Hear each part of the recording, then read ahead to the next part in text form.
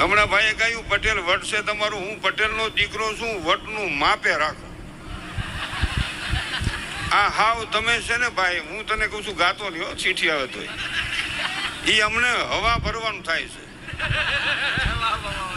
વાલગોળો બીજા કાઢી જાય છે ને હવા નીકળી જાય. એટલે હું તમારું સંતાન છું, મને દુઃખ થાય છે.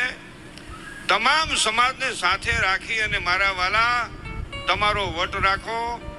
અને એ વટ રાખો, મારા ગામમાં કોઈ 30-35 વર્ષનો કુંવારો નથી રહી જતો.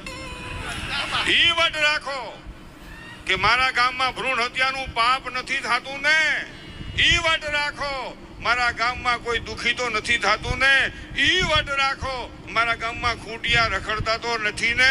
એ બધો વટ રાખવાની જરૂર છે. મંડાણા છો, વટ છે, વટ છે. લીલુડી વાડિયું તમારે કોકને છે, બાકી વેસાઈ ગયું જાજુ.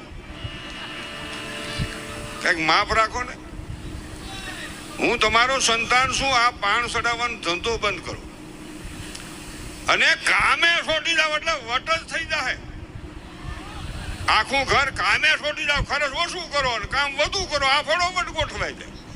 અને બેનું ને કહું છું, ઘરવાળાની સ્થિતિ હોય એ પ્રમાણે ખર્ચ કરાવજો, નકર એની આમે સટકી જાય.